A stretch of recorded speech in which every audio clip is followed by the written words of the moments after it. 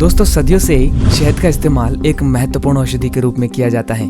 पर क्या आपको पता है 1 किलो शहद बनाने के लिए पूरे मधुमक्खी के छत्ते को लगभग 40 लाख फूलों का रस चूसना पड़ता है और 90,000 मील तक उड़ना पड़ता है। ये दूरी पूरी धरती के 3 चक्कर लगाने के बराबर है।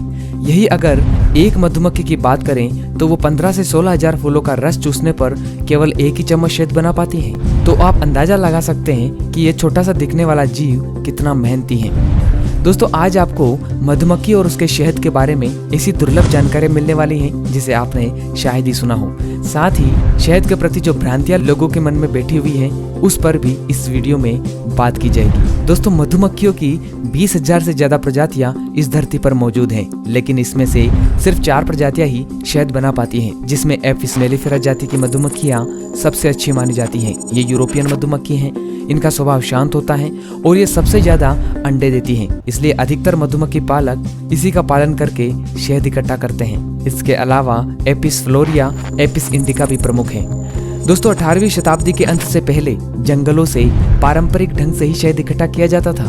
पूरी दुनिया में लगभग एक जैसा ही तरीका था जिसमें धुआं करके मधुमक्खियां भगाकर छत्तों को उसके स्थान से तोड़कर फिर उसे निचोड़कर शहद निकालते थे।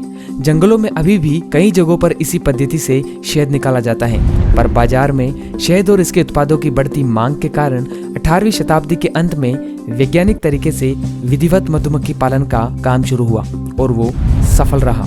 इसके परिणाम स्वरूप आज पूरे विश्व भर में इसी वैज्ञानिक तरीके से मधुमक्खियों का पालन किया जाता है। इस तरीके में लकड़ी की एक बंद पेटी तैयार की जाती है जिसमें लकड़ी के ही फ्रेम बनाए जाते हैं। इन फ्रेम के बीच में मोम की एक पतली सी लेयर तैयार की जाती है ताकि मधुमक्खियों को छत्ता बनाने में आसानी हो। फिर शहद बनाने के लिए इन बक्सों को ऐसी जगह ले जाया जाता है जहां फूल अधिक मात्रा में हो। जैसे अगर आपको मस्टर्ड हनी तैयार करना है तो जहां सरसों की खेती अधिक होती है वहां इन बक्सों को रख दिया जाता है, जिससे कि मधुमक्खियों को फूलों का रस लाने में आसानी हो।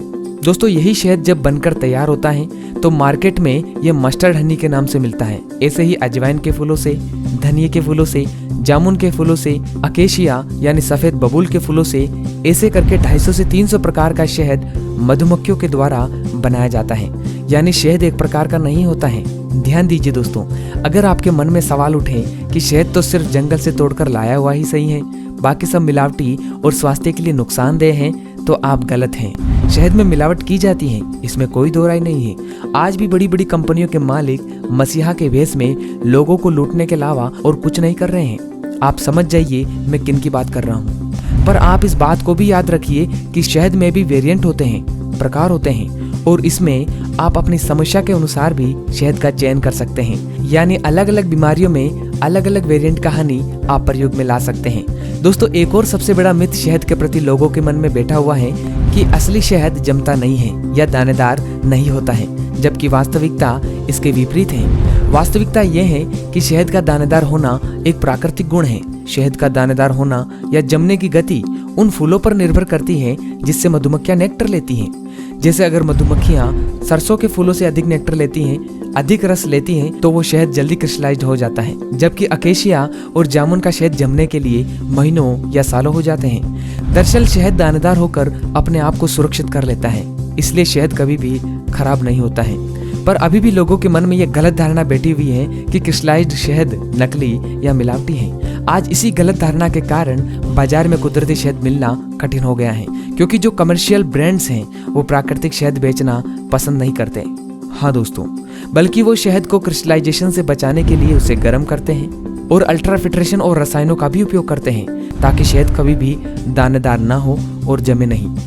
अब इस झमेले के कारण परेशान होते हैं वो बेचारे लोग जो प्राकृतिक शहद बेचते हैं। इतनी मेहनत के बाद ये मधुमक्खी पालक इस अत्यधिक लाभकारी शहद को निकालते हैं, पर उसे उपभोक्ताओं तक नहीं बेच पाते, क्योंकि उसका कारण यही गलत धारणा है। अंत में उनके पास सिर्फ एक ही विकल्प बचता है कि वो शहद को सीधा एक्सपोर्टर को बेच दें, वो भी सस्ते दामों पर। जबकि दूसरे देशों में ये गलत धारणा नहीं है, वहाँ क्रिस्टलाइज्ड शहद को सेट हनी के नाम से बेचा जाता है।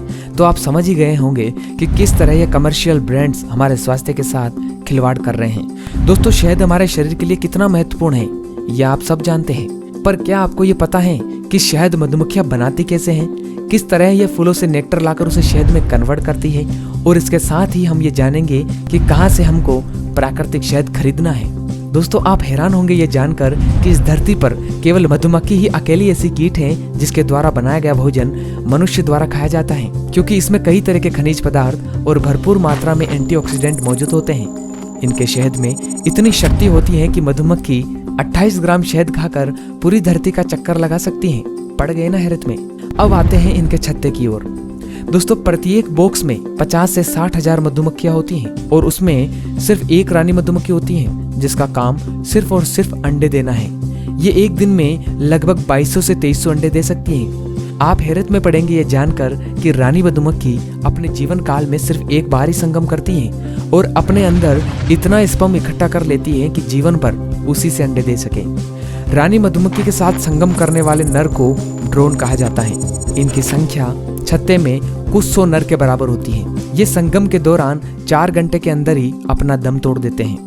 हाँ दोस्तों, क्योंकि संगम के अंतराल में इनके अंडकोश फट जाते हैं। इसके बाद छत्ते में बसते हैं वर्कर्स और यही पूरे छत्ते की देखभाल करते हैं। इनकी जिंदगी लगभग 45 से 50 दिन की होती है और इनका कार्य भी आपस में बटा हुआ होता है।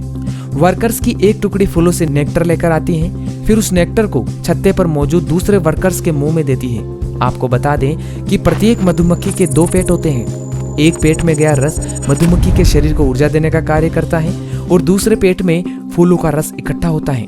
जब ये रस इनके पेट में जाता है तो पेट में मौजूद एंजाइम्स उस रस को शहद में बदल देते हैं। है ना कमाल का प्रोसेस और एक कमाल की टीम। इनका पूरा वर्क एक सिस्टमेटिक तरीके से होता है और ये ना बोलने वाले जीव हमें भी बहुत कुछ सिखा जाते हैं। तो ये था मधुमक्खियों द्वारा बनाए गए शहद का प्रोसेस। वीडियो में हमने मधुमक्खी और शहद के बारे में अद्भुत चीजें जानी हैं। उम्मीद करूंगा कि आपको ये वीडियो पसंद आया हो।